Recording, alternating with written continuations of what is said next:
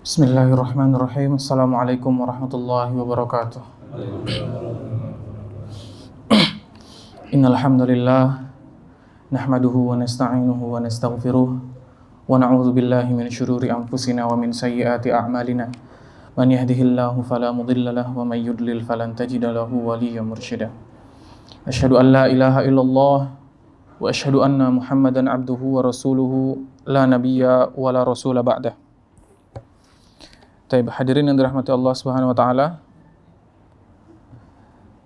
Yang pertama, marilah kita selalu bersyukur kehadirat Allah Subhanahu wa taala yang telah membawa kita selalu dalam keimanan, kemudian selalu dalam kesempatan waktu luang, sehingga kita bisa duduk di sini untuk menuntut ilmu, meningkatkan derajat ketakwaan kita. Salawat serta salam semoga selalu tercurah kepada junjungan kita Nabi besar Muhammad sallallahu alaihi wasallam yang telah mengorbankan seluruh apa yang ada pada dalam diri beliau sehingga kita bisa merasakan indahnya Islam dalam kehidupan kita. Rabbi syrah li sadri wa yassir li amri wahlul 'uqdatan min lisani yafqahu qawli. Baik, hadirin yang dirahmati Allah, alhamdulillah kegiatan ngaji kitab kita pada kesempatan malam hari ini yang sudah kita mulai sejak beberapa bulan yang lalu sudah menuai hasil. Jadi kita sudah sampai bab yang keempat. Al-babur rabi' fi adabi muallimil Qur'an wa muta'allimihi. Tentang adab seorang guru atau pengajar Al-Qur'an dan adab orang yang belajar Al-Qur'an. Mungkin kita sudah pernah membahas pembahasan bab ikhlas yang ada di bab ini di pertemuan pertama kita di mushola ini. Jadi insyaallah kita akan langsung ke paragraf selanjutnya.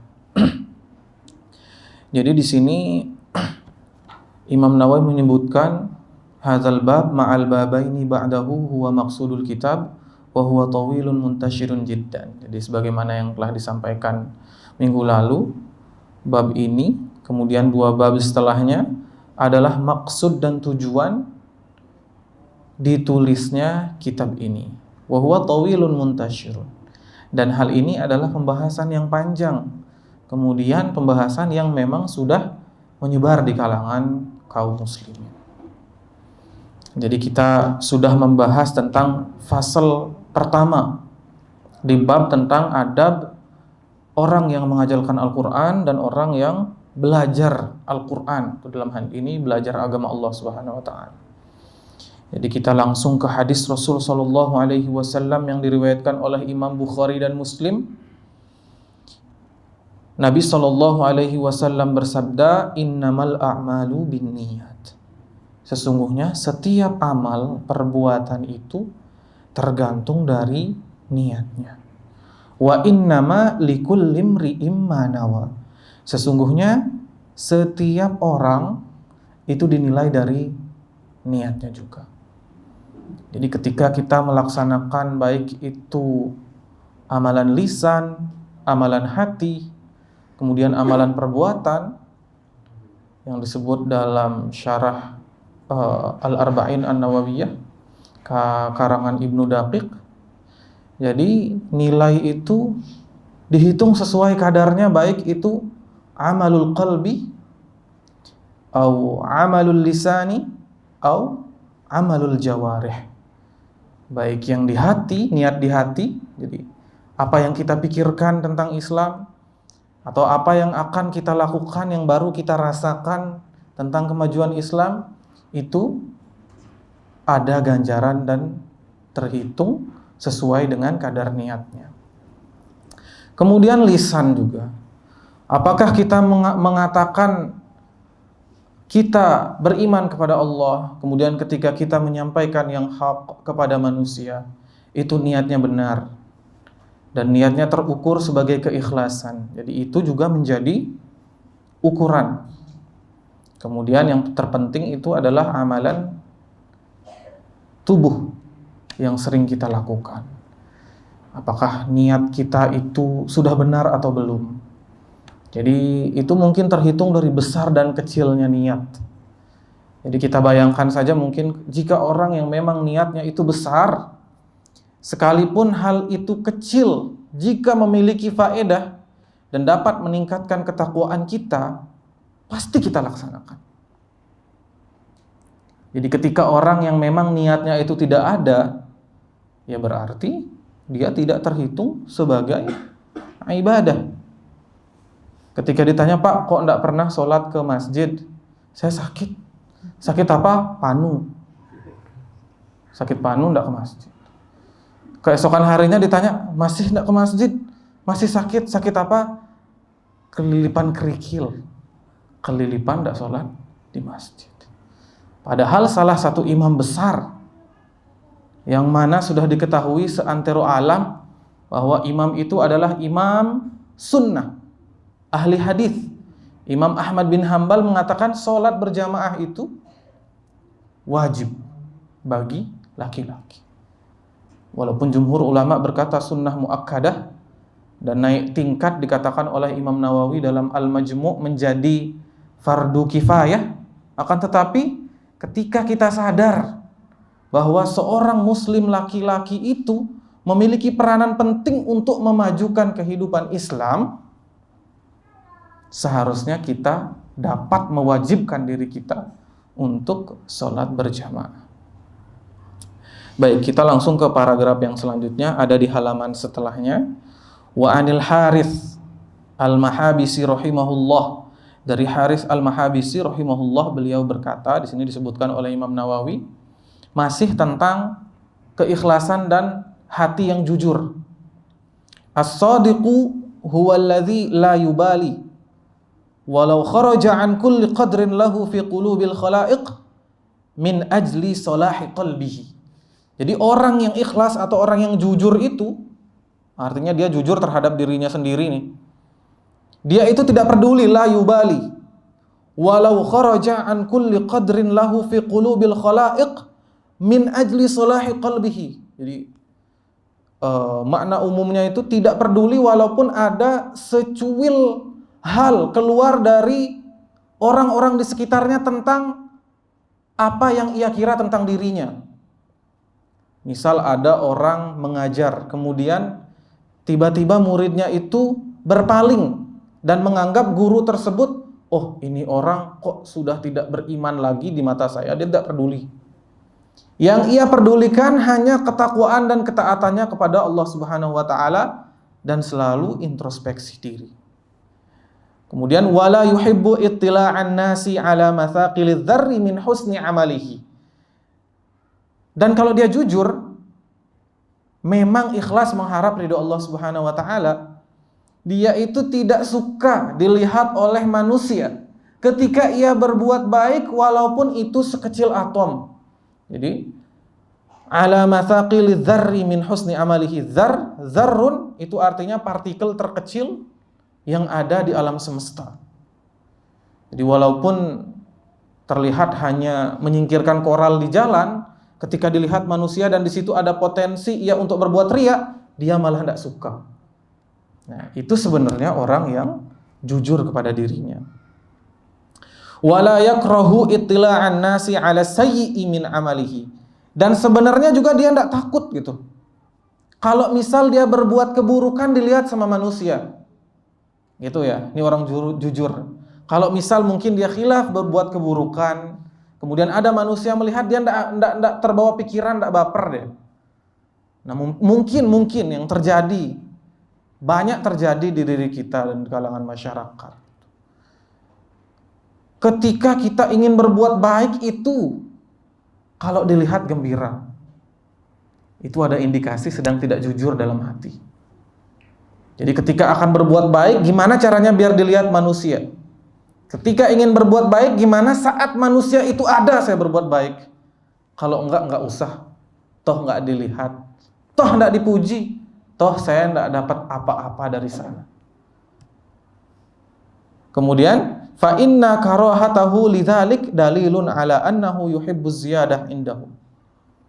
Sesungguhnya kalau misal dia itu benci dilihat oleh manusia ketika dia berbuat buruk, sesungguhnya itu adalah perasaan yang menurut Imam Nawawi dia itu sedang membutuhkan tambahan dari manusia. Jadi itu. Kan ketika kita berbuat buruk, siapa sih yang mau dilihat berbuat buruk? Sebenarnya kalau mau jujur, kalau dilihat kita sedang khilaf berbuat buruk, itu kita tidak sama sekali resah. Nah, kalau misalkan kita benci ketika dilihat berbuat buruk, ada indikasi lagi. Kita itu menginginkan keuntungan dari orang yang melihat keburukan kita. Walaysa hadza min akhlaqis siddiqin, dan bukan hal ini yang merupakan ciri dari orang yang jujur, siddiqin. Jadi satu paragraf ini seperti sudah mewakili orang yang mentalak dunia. Jadi tidak perlu dia ngomong saya talak dunia, saya tidak mau bersama dunia lagi. Dengan dia berusaha untuk melakukan hal ini, sebenarnya dia sudah tidak terpengaruh oleh dunia. Wa an ghairihi idza talabta Allah ta'ala bisidqi a'taka Allahu mir'ah tabsuru fiha kulla syai'in min ajaibid dunya wal akhirah. Jadi ketika engkau meminta kepada Allah Subhanahu wa taala dengan kejujuran hati agar kita itu selalu ikhlas dalam beramal, maka Allah akan memberikan engkau cermin. Di sana engkau akan melihat seluruh keajaiban dunia dan akhirat. Jadi ketika kita itu memang ikhlas berbuat amal dan hanya mengharap ridho Allah Subhanahu wa taala, Allah akan memperlihatkan kepada kita sebenarnya banyak sekali keajaiban-keajaiban di dunia ini yang dapat meningkatkan ketakwaan kita kepada Allah, dan di akhirat nanti kita akan berbahagia. Untuk itu dalam Al-Quran disebutkan kita itu disuruh meminta untuk dunia yang hasanah dan akhirat yang hasanah. Jadi disebutkan di juz kedua itu, wa minhum, dari orang-orang itu berkata, ciri-ciri orang yang beriman, may yaqulu rabbana atina fid dunya hasanah. Diberikanlah kami dunia yang hasanah, yang baik, wa fil akhirati hasanah wa qina adzabannar. Jadi setelah meminta kehidupan dunia, kemudian juga meminta kehidupan akhirat yang baik dan berlindung dari api neraka. Tapi ada orang yang hanya meminta dunia, beramal untuk kehidupan dunia. Nah, itu yang disebutkan di awal, wa minan nasi may yaqulu rabbana atina fid dunya. Dia hanya meminta kehidupan yang baik di dunia, beramal untuk dunia, intinya dia itu enak di dunia, lupa sama akhirat. Wa ma lahu fil akhirati min khalaq. Dia tidak mendapatkan apapun di dunia. Jadi itu harus seimbang permintaannya, atau bahkan kita itu tujuannya harus semata-mata akhirat. Dunia insyaallah akan mengikuti. Wa aqawilus salafi fi hadza katsiratun asyarna ila hadhil ahruf minha tanbihan 'alal matlub. Jadi banyak sekali perkataan-perkataan ulama salaf tentang bagaimana sih ciri orang ikhlas, kemudian bagaimana cara untuk ikhlas. Jadi Imam Nawawi hanya menyampaikan sedikit saja, tanbihan 'alal matlub, memenuhi yang diminta. Jadi tanbihan 'alal matlub sebegini saja sudah bisa menggambarkan bagaimana sih ciri orang yang ikhlas, kemudian bagaimana cara untuk bisa ikhlas. Kemudian kita langsung ke fasal yang selanjutnya. Wa yanbaghi an la yaqsuda bihi tawassulan ila gharadin min agradid dunya. Jadi tidak boleh seseorang itu ketika mengajarnya itu untuk bermaksud itu sebagai wasilah mendapatkan hal yang berkaitan dengan dunia. Min malin, baik itu dari harta, wariyasatin, kedudukan, au wajahatin, atau perhatian, au irtifa'in ala aqranihi, atau ingin agar teman-teman dan guru-gurunya itu menghormati dia dan meninggikan derajatnya. Au sana'in 'indan nas au sarfi wujuhin nasi ilaihi, atau pujian terhadap manusia dan ingin dia itu menjadi perhatian. Jadi orang kadang ingin terlihat eksis, akhirnya memaksakan diri dan niatnya menjadi tidak baik. Jadi itu ya, tidak boleh sedikit pun ketika kita mengajarkan hal yang seharusnya menjadi ikhlas, mengharapkan hal yang berkaitan dengan dunia. Jadi dari sini kita sudah ambil kesimpulan ya. Haram hukumnya apabila ada seorang dai mematok tarif. Haram, Bapak-bapak ya. Berdosa. Jadi di sini ada hadisnya, man ta'allama ilman mimma yubtagha bihi wajhullahi ta'ala. Barang siapa yang belajar ilmu, kemudian ilmu itu seharusnya hanya mengharap ridha Allah Subhanahu wa taala. Dalam hal ini ilmu agama. La yata'allamuhu illa liyusiba bihi gharadan minad dunya. Dia itu belajar ilmu agama untuk mendapatkan dunia. Lanjutannya, lam yajid arfal jannah yaumal qiyamah. Di hadis lain, falyatabawwa maq'adahu 'alan nar. Ia itu sudah disiapkan api neraka. Jadi ketika belajar agama untuk harta, bahkan terang-terangan meminta tarif, haram hukumnya bagi seorang dai. Jadi mengharapkan saja apa yang ia ajarkan dan pengajaran dia itu untuk dunia, itu sudah tidak boleh. Wala yang bagi, tidak seharusnya seperti itu. Apalagi ketika dia mematok. Ada pernah dengar cerita nih, mungkin ada yang pernah dengar. Ustadz Firanda pernah diundang ke salah satu tempat. Kemudian panitianya bercerita, Ustadz, saya pernah mengundang seorang ustadz. Kemudian ustadz tersebut bertanya, budget berapa? Saya hanya siap 5 juta. Kemudian ustadz bilang, kalau 5 juta ceramahnya cuma 5 menit saja. Matok nih Pak, matok 5 juta 5 menit. Akhirnya panitianya bilang, ya sudah, tidak masalah 5 menit saja. Tidak masalah, datang nih ustadz. Ceramah dia 5 menit, bonus 2 menit. 7 menit ceramah terus pulang. 5 juta, 5 menit bonus 2 menit. Ini adalah hal yang tidak dibenarkan dan sudah jelas keharamannya. Berbeda ketika ia diberi hadiah lain nih ceritanya. Jadi kalau sudah dia matok di awal, itu sudah bukan lagi dai yang ikhlas karena Allah Subhanahu wa taala. Jadi kan kita hanya bisa melihat zahir. Walaupun misalkan ada dalih yang bilang sebenarnya kita ikhlas, cuma kami mematok itu untuk makan kami. Terus kami mau makan apa? Kok matoknya di sini untuk mengajarkan agama, bukan di situ tempat untuk mencari makan. Jadi memang sudah balighu anni walau ayah itu kan, sampaikanlah tentang Islam dariku, walaupun itu satu ayat, tidak ada embel-embelnya. Balighu anni walau ayah fatatlub fulusan katsir, misalkan. Sampaikanlah kemudian mintalah bayaran. Nah, hanya saja ini adalah perkara, kalau dalam bab fikih itu namanya umurun mulazamah.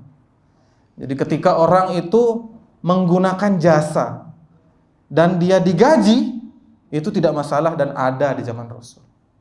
Zaman Rasul atau zaman tabi'in. Ketika dia mengajarkan ilmu kepada orang, kemudian orang tersebut memberikan hadiah, memberikan apresiasi. Misalkan guru agama digaji. Nah, itu kan pekerjaannya. Dia mengajarkan agama, kemudian diberikan apresiasi oleh sekolah. Itu tidak masalah. Jadi gitu ya. Mungkin ini sering terjadi di kalangan kita, terutama di ustadz-ustadz yang sudah kondang sekali. Jadi ya mungkin kita tahu bersama lah. Tegang jadi. Baik. Wala yashubal muqri qira'ahu bi tam'in fi rifqin yahsulu lahu min ba'di man yaqra'u alaihi. Kemudian tidak boleh juga seorang pengajar itu semangat mengajarkan ilmu fi rifqin yahsulu lahu min ba'di man yaqra'u alaihi, untuk mendapatkan belas kasih dari orang yang ia ajarkan. Jadi ia semangat mengajarkan ilmu, wah mumpung anak menteri ini ada di majelis saya, gimana caranya biar ilmu saya menarik, kemudian dapat belas kasih dari anak itu, dibilang ke bapaknya, akhirnya saya jadi DPR misalkan gitu. Misal bapak. Jadi itu sebenarnya sudah salah langkah. Jadi kita semangat mengajar itu memang karena Allah Subhanahu wa taala. Mungkin di sini ada yang mengajar agama, kita harus tetap semangat bukan untuk mendapat hal dari yang kita ajarkan. Akan tetapi memang ikhlas karena Allah Subhanahu wa taala. Sawa'un kana rifqu malan aw khidmatan, baik itu belas kasih berupa harta ataupun bantuan. Wa in qalla walau kana ala suratil hadiyah allati laula qira'atuhu alaihi lama ahdaha ilaihi. Walaupun hal itu sedikit, walau kana ala suratil hadiyah, walaupun ia mengharapkan hadiah, itu ternyata tidak boleh juga. Jadi ketika mengajar, dengan mengajar ini dia tuh mengharapkan hadiah, bukan bayaran. Hadiah aja tidak boleh, mengharap. Siap-siap nih ngajar nih, lumayan nih, kalau di sana biasanya dikasih amplop 2 juta. Itu kan udah mengharap, walaupun belum tentu. Nah itu saja sudah miring niatnya. Jadi Allah Subhanahu wa taala berfirman, A'udzubillahi minasyaitonirrajim, man kana yuridu harsal akhirah nazid lahu fi harsihi. Barang siapa yang menginginkan yaitu mendapatkan pahala lah di sini, pahala akhirat, maka kami akan tambah pahala tersebut. Jadi menginginkan hal yang ada di akhirat itu menjadi tabungan kita gitu, hars, maka Allah akan tambah. Wa man kana yuridu harsad dunya nu'tihi. Dan barang siapa yang menginginkan hanya dunia saja, hal yang berkaitan dengan dunia, nu'tihi minha. Jadi kami berikan dunia, Wa ma lahu fil akhirati min nasib. Akan tetapi dia tidak mendapatkan apapun di akhirat nanti. Jadi ini sebenarnya pembahasannya masih melekat di keikhlasan. Kemudian sabda Rasul sallallahu alaihi wasallam yang telah kami bacakan tadi, man ta'allama ilman mimma yubtagha bihi wajhullahi ta'ala la yata'allamuhu illa liyusiba bihi gharadan minad dunya lam yajid arafal jannah yaumal qiyamah. Tidak dapat mencium bau surga, mencium saja tidak gitu.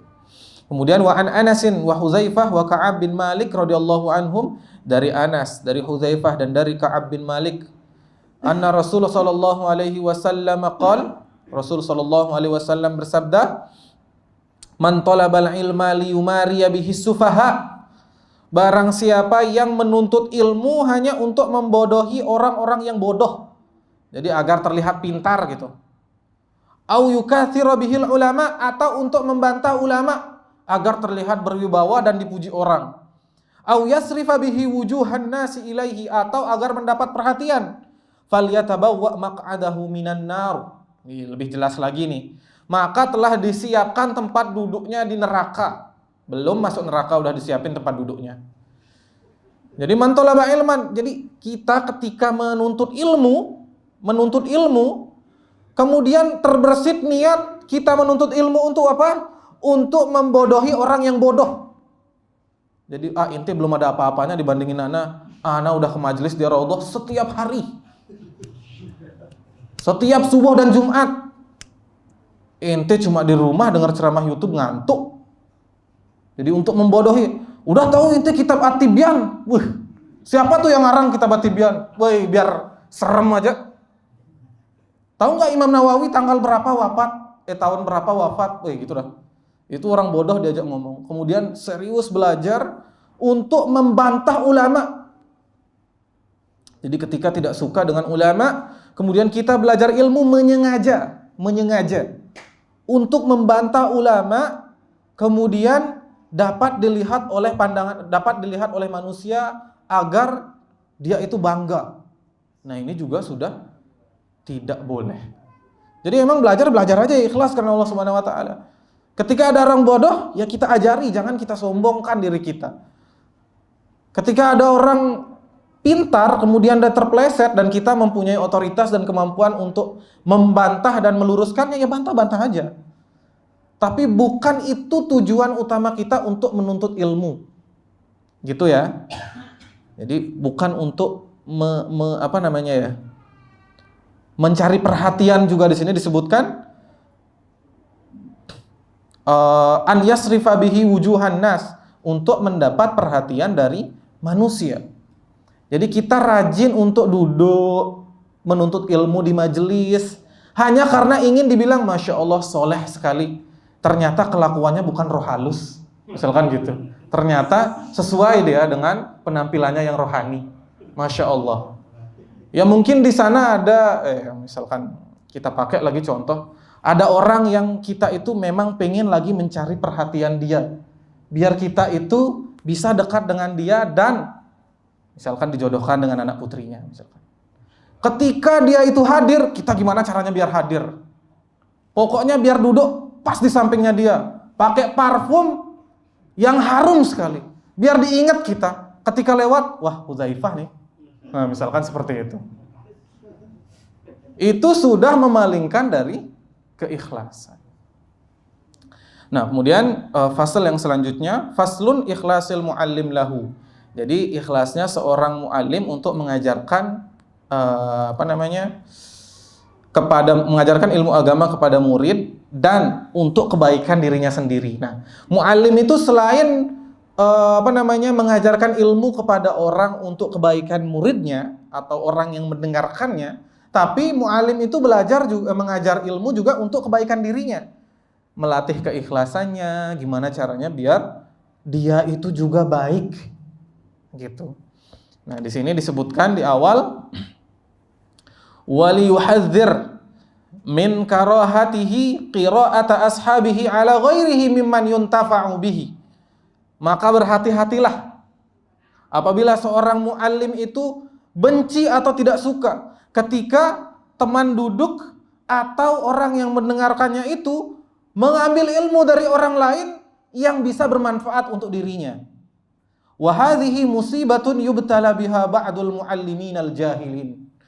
Jadi ini adalah musibah bagi seorang muallim atau pengajar ilmu yang tidak memiliki pengetahuan atau pengetahuannya tidak ikhlas karena Allah Subhanahu wa taala. Jadi resah hatinya ketika ada jamaahnya kok mendengarkan ustaz yang lain, padahal ustaz itu memiliki manfaat juga untuk jamaah tersebut. Jadi ini adalah musibah bagi orang-orang yang mengajarkan ilmu. Wahya dalalatun bayyinatun min sahibiha ala su'i niyyatihi. Jadi itu adalah dalil atau ya bisalah kita lihat gambaran dari niatnya yang tidak baik. Wa fasadu tawiyatihi. Jadi apa yang ia lakukan itu sebenarnya bukan karena Allah Subhanahu wa taala. Bal hiya hujjatun qati'atun ala adami iradatihi bi ta'limihi wajhallahi ta'ala al-karim. Sebenarnya dia itu mengajar bukan untuk ridhonya Allah Subhanahu wa taala. Fa innahu law aradallaha bi ta'limihi lama karihahu dzalik. Sesungguhnya kalau dia memang pengen mendapatkan ridho Allah Subhanahu wa taala, ia itu tidak akan benci. Bal qala li nafsihi, akan tetapi berkata kepada dirinya, ana aradtu ta'ata bi ta'limihi. Jadi saya memang menginginkan ketaatan dengan mengajarkannya. Wa qad hasaltu, dan saya telah mendapatkannya. Wa qad qasada bi qira'atihi ala ghairi ziyadata ilmin, dan orang yang belajar di tempat lain itu tidak lain bermaksud untuk menambah ilmunya. Fala ataba alaihi, dan sama sekali tidak ada kehinaan di dalam dirinya. Jadi ini sebenarnya problem juga. Ketika ada, nah kan kadang ada problem dari jamaah, kadang ada problem dari penuntut ilmu yang fanatik. Nah ini juga ada ustadz yang fanatik sama jamaahnya. Jadi kalau jamaahnya pergi, nggak bisa tidur. Kira-kira apa yang salah di diri saya? Sampai ke bawah mimpi. itu sebenarnya musibah. Jadi ketika memang ada orang yang berada di majelis kita atau teman majelis kita mencari ilmu di tempat lain dan bukan di tempat biasa kita duduk, selama itu baik, tidak boleh kita hasadi, apalagi kita hina dan kita tahzir ustadznya. Jangan. Itu bukanlah akhlak Ahlus Sunnah wal Jamaah, yang mana Rasul Shallallahu Alaihi Wasallam tidak memerintahkan hal itu. Kecuali ini bapak-bapak ya, memang benar-benar dia itu duduk di tempat yang jelas kemungkaran dan bid'ahnya. Misal duduk di tempat orang Syiah, duduk di tempat orang liberal yang sudah jelas-jelas menghinakan Islam. Nah, kalau itu memang kita harus resah. Kalau itu memang kita harus ingatkan. Kalau misal masih bermanfaat untuk dirinya, ya silakan saja.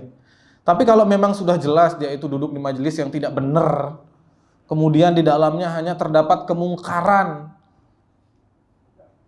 Kok ada nabi setelah Rasul namanya Ahmad? Silakan seperti itu. Ahmadiyah. Itu kan sudah jelas kesesatannya. Nah, itu kita pikirkan gimana caranya biar dia balik lagi ke jalan yang lurus. Jadi kan esensi dari ud'u ila sabili rabbika bil hikmah itu. Jadi ajaklah ud'u ila sabili rabbika, ajak manusia ke jalan Allah yang lurus bil hikmah, dengan hikmah. Jangan asal serobot. Caranya juga jangan frontal. Jadi bil hikmah, apa sih namanya? Hikmah itu kan dengan pelajaran. Jadi dengan metode, dengan keputusan yang tepat. Nah, itu kan hikmah. Jadi jangan asal ketika melihat teman kita sudah terjerumus dalam kesesatan, ente, hei murtad, kok ente masih duduk di sana? Itu bukan dengan bil hikmah. Tiba-tiba kita bilang dia murtad, bayangkan itu seperti apa? Kira-kira duduk lewat depan rumah, murtad, ngomong seperti itu. Itu bukan dari hikmah. Akan tetapi hikmah itu metode. Apa yang disampaikan oleh Rasul, ya irham man fil ardi yarhamuka man fis sama. Itu kaidah umumnya. Jadi ketika kita menyayangi orang yang ada di dunia, ini siapapun ya, bapak-bapak ini, yarhamuka man fis sama. Jadi orang yang ada di langit itu akan menyayangi kalian. Jadi kalau ngelihat orang yang memang dalam ketersesatan, kita itu masih diperintahkan untuk menyayangi dia, Pak. Untuk menyayangi dia, kemudian mengajak dia dalam kebenaran dengan hikmah. Tidak dengan kasar dan frontal. Jadi itu. Jadi memang bilang ke diri sendiri, ana aradtu ta'ata bi ta'limihi. Di sini disebutkan kalimatnya oleh Imam Nawawi agar bisa kita fikirkan. Ini sudah sufi sekali lah. Jadi kalau misal udah seperti ini tuh udah benar-benar bersih gitu. Nah, kita mengajak itu pembahasannya agak dalam gitu, Pak. Jadi kita sudah benar-benar tidak menginginkan dunia. Jadi memang apa yang kalau misal udah seperti ini ya, nah kita kan berjalan ke arah sana, saling mengingatkan dalam kebaikan. Jadi ketika memang kita itu bermuamalah dengan kehidupan dunia, mencari harta, bersedekah, mensedekahkan harta kita kepada orang yang tidak mampu, itu tidak lain ikatannya hanya karena akhirat, gitu. Bukan untuk dunia tersebut, tapi kita melakukan itu tidak lain dan tidak bukan hanya untuk akhirat. Nah, itu sebenarnya hal yang ingin disampaikan oleh Imam Nawawi dalam hal ini. Nah, di sini disebutkan asar waruwina fi musnadil imam al-mujamma' ala hifzihi wa imamatihi Abi Muhammad ad-Darimi, dari Abu Muhammad ad-Darimi rahmatullahi alaihi, an Ali ibn Abi Talib, dari Ali bin Abi Talib radhiyallahu anhu, annahu qala, beliau berkata, ya hamalatal Qur'an, wahai orang yang bermuamalah dengan Al-Qur'an, yang menghafalnya, yang mengajarkan, memahami, kemudian mengamalkannya. Au qala ya hamalatal ilmi i'lamu bihi, Atau i'malu bihi, wahai orang yang sedang menuntut ilmu, i'malu bihi, amalkan ilmu tersebut. Jadi itu ya para sahabat, kan ada riwayat yang menyebutkan para sahabat itu ketika menghafal 10 ayat diamalkan dulu baru lanjut ke hafalan selanjutnya. Karena amal itu adalah hal yang esensial. Jadi namanya kita menuntut ilmu ya untuk kita pahami dan kita amalkan. Fa innamal alimu man amila bima amila. Sesungguhnya orang yang berilmu, jadi ini Imam Ali mengatakan orang yang berilmu itu apa sih cirinya? Man amila bima alima, yang mengamalkan apa yang ia ketahui. Itu yang disebut orang yang berilmu. Jadi ketika dia itu mengetahui sesuatu tapi tidak diamalkan, berarti dia belum sampai derajat orang yang berilmu. Hanya orang yang tahu saja. Mungkin ketika dia tahu saja tapi dia tidak mengamalkan, dia itu belum berilmu, belum disebut berilmu. Wa wafaqa ilmuhu amalahu. Nah, ini yang paling penting ya, Bapak-bapak. Ilmu dan amalnya itu sejajar, atau ilmu dan amalnya itu sesuai sekali. Jadi ketika mengetahui hal yang tidak boleh, ia tidak lakukan. Dan ketika mengetahui hal yang boleh atau hal yang sunnah dan diwajibkan, sebisa mungkin ia perbuat. Jadi tidak bertolak belakang dengan amalannya, dengan tingkah lakunya. Wa sayakunu aqwamun yahmilunal ilma la yujawizu taraqiyahu. Jadi akan ada nanti kaum yang memiliki kecerdasan. Jadi dia itu yahmilunal ilma, berilmu, la yujawizu taraqiyahu, tidak melewati tenggorokan mereka. Jadi cuma sampai tenggorokan aja. Artinya cuma ya ngomong-ngomong aja lah. Artinya cuma suara aja dia keras. Cuma diomongin aja. Jadi kan di tenggorokan aja, dia di daerah sini aja dah. Kalau enggak keluar, ya dia belajar enggak sampai ke hati. Gitu. La yujawizu taraqiyahu. Yukhalifu ilmuhu amalahu. Jadi tidak sesuai ilmu dan amalnya. Ini Imam Ali ngomong, wa tukhalifu sariratuhum ala niyatahum. Jadi yang tersembunyi itu bertolak belakang dengan yang kelihatan. Gitu ya. Mungkin dia tuh kelihatannya Pak penampilan rohani, terus kelakuan juga tidak roh halus, tapi ketika sendiri lain. Jadi itu tukhalifu sariratuhum ala niyatahum. Bertolak belakang dia ketika dia sendiri dengan ketika dilihat oleh orang lain. Nah, ini mungkin menjadi introspeksi. Jadi yang disabdakan oleh Rasul ketika ditanya oleh Jibril di hadis kedua itu, apa itu ihsan? Di perbuatan baik itu anta'budallaha ka'annaka tarahu. Kita selalu merasa diawasi. Fa illam takun tarahu fa innahu yaraka. Sesungguhnya Allah itu memang melihat kita. Nah, itu bekal kita agar tidak bertolak belakang ketika sepi dan ketika rame, ketika di kamar sendirian dan ketika di musola. Jadi ketika di musola atau di orang-orang rame itu, misalkan kalau ngelihat YouTube, ceramah Yufid TV baru volumenya dikerasin sekali biar kelihatan dia ceramah. Masya Allah, nonton YouTube ceramah. Terus ketika di kamar pehlen bin. Nah, pakai headset, sambalado. Misalkan seperti itu. Jadi hal-hal yang mungkin tidak, kita itu merasa manusia itu memiliki andil dalam menentukan kehidupan kita. Biasanya ketika sepi-sepi itu ya udahlah, juga enggak diliatin sama orang gitu loh. Padahal ini adalah koreksian yang sangat dalam. Ya. Di dalam kamar pakai headset. Subhanallah. Jadi ini sebenarnya teguran bagi diri kami sendiri dan mungkin menjadi pelajaran agar kita selalu bisa lebih baik ke depan. Gimana caranya kita mengkanter diri kita untuk selalu bisa taat, mengkanter diri kita dari perbuatan yang menghalangi kita dari ketaatan. Kemudian dilanjutkan, yajlisuna hilaqan yubahi ba'duhum ba'dahum ba'da hatta inna ar-rajula la yaghdaba ala jalisihi an yajlisa ila ghairihi wa yada'hu. Kemudian dia itu duduk di halaqah yubahi ba'dahum ba'dahum ba'da. Yubahi. Jadi dia itu seperti memprovokasi, membuat hal yang tidak disukai sesama mereka, sampai ketika seseorang itu marah, ada orang di dekatnya pergi untuk mencari ilmu di tempat lain, kemudian ia malah meninggalkan. Ulaika la tas'udu a'maluhum fi majalisihim tilka ilallahi ta'ala. Jadi amalnya yang ada di majelis itu tidaklah sampai ke langit. Jadi itu. Ketika memang kita itu sudah menginginkan keikhlasan dari Allah Subhanahu wa taala, bagaimanapun caranya, kita cari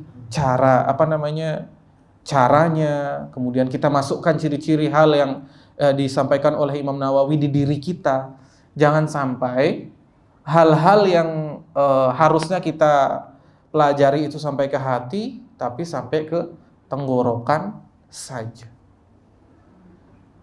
Yang paling penting adalah ketika kita itu sendirian, kita ingat bahwasanya Allah Subhanahu wa taala selalu mengawasi kita. Jadi ketika ramai dan kita sendirian itu semuanya sama. Apa yang kita lakukan itu hanya mengharap ridha Allah Subhanahu wa taala dan dijauhkan dari kemaksiatan.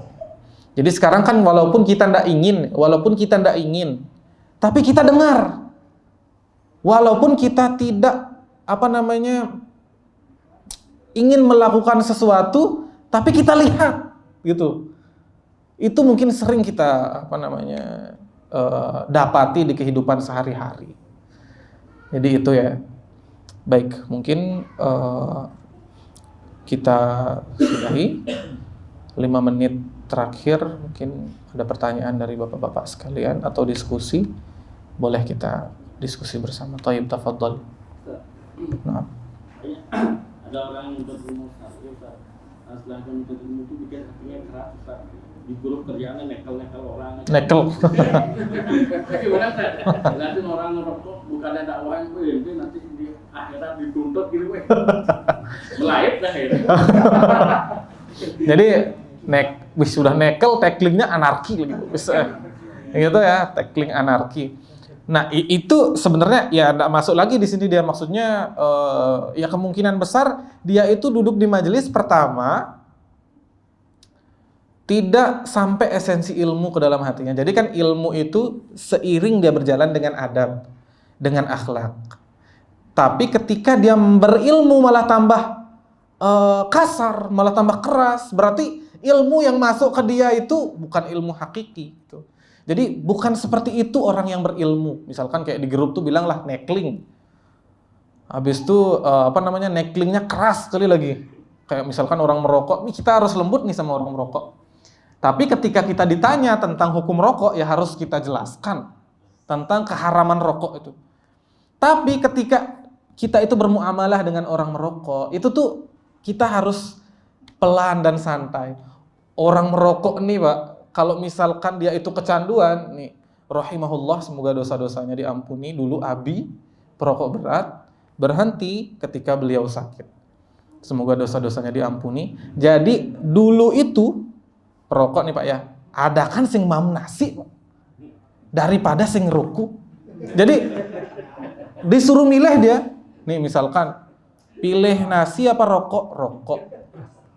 Rokok Pak. Pilih rokok apa mati? Mati. Terus dia ngerokok soalnya, nggak milih nasi, saking kecanduannya orang ngerokok. Jadi orang ngerokok itu, nih kami pernah duduk dengan pecandu rokok.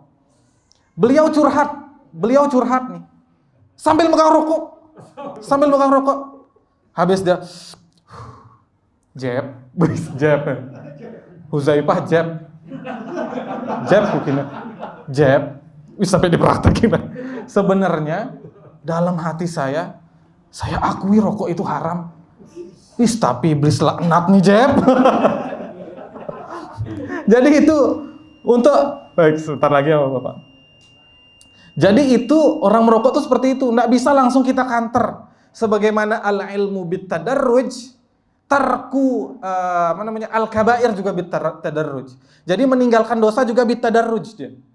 Misalkan ketika kita menyampaikan ilmu kepada orang yang merokok. Jadi orang itu ada yang bisa melakukan, ada orang yang pengen berhenti langsung dia. Tapi ada orang yang pengen berhenti 2 minggu, setelah itu 1 hari 3 bungkus rokok. Itu kan namanya udah ya Allah. Ketika lagi nyoba, misalkan enggak enak ditawarin sama teman, nyoba 1 batang, kayak bijejan katin. Langsung gini. Nah, itu bukan hanya di rokok. Bukan hanya di rokok aja Bapak-bapak. Makanya ketika kita menyampaikan ilmu, ya bilang, misalkan kalau kita pribadi ada ngerokok, ya kan ente misalkan udah tahu nih kalau rokok itu haram, minimal ente kurangi. Misalkan seperti itu. Kan sebagaimana riba kan enggak langsung diharamkan, Pak. Sebagaimana khamr kan dulu bahkan sholat masih sah kalau minum khamr. Kan? Jadi memang pelan-pelan, itu namanya jalan dakwah. Jalan dakwah itu enggak langsung bukan hanya merokok saja. Ketika melihat orang mabuk-mabukan, apalagi pas mabuk kita marahin dibentet. Nah, apalagi gitu juga ketika melihat orang yang lagi ngerokok nih. Jangan kita bilang finnar. Tahu bahasa Arab enggak? Boy. Di neraka artinya ente. Yang ente hisab itu keharaman. Dah. Jadi kan di khalayak, maksudnya di kalangan para ulama dan kiai itu kan kadang masih ada perbedaan gitu. Jadi itu mungkin yang masih jadi pegangan. Jadi ketika memang kita akui kalau misalkan ngaji kitab itu Pak, emang ada pendapat ulama yang belum mengharamkan rokok ketika itu. Tapi kalau sekarang kan udah jelas nih. Udah jelas. Jadi ketika nanya tentang rokok, jawabnya singkat aja Pak. Apa hukum rokok? Haram. Udah gitu aja langsung. Nggak usah pakai dalil-dalil. Karena udah jelas gitu. Semua udah tahu dari ilmu. Kita nggak menghakimi siapapun. Kita tidak menyalahkan siapapun. Kemudian ini memang pendapat pribadi dan berdasarkan ilmu. Ketika hal itu sudah jelas keharamannya, ya sudahlah. Jadi salah satu penunjang ditetapkannya hukum adalah segi medis. Jadi udah dari segi medis sudah. Jadi itu. Jadi ketika memberi arahan atau dakwah kepada orang itu harus bitadarruj atau bitadrij. Perlahan-lahan, jangan langsung di-cut kemudian terjadi masalah. Nah, itu masalah kita menuntut ilmu, harusnya kita makin lembut dan beradab sekalipun dengan orang yang berseberangan dengan kita. Baik itu masalah dosa dan pendapat yang lain. Jadi itu sebenarnya esensi dan niat kita ketika kita mendapatkan ilmu. Baik, mungkin hanya itu. Kalau ada pertanyaan dari bapak-bapak bisa disimpan ya. Nanti kita bahas di pertemuan selanjutnya. Kita bahas di makarimil akhlak. Nah, pas sekali nih Pak. Jadi setelah itu ada pendapat fasal makarimil akhlak tentang ikram atau mulianya akhlak, di sini disebutkan. Baik, kita tutup dengan doa kafaratul majlis bersama. Subhanakallahumma wa bihamdika asyhadu an la ilaha illa anta astaghfiruka wa atubu ilaik. Assalamualaikum warahmatullahi wabarakatuh.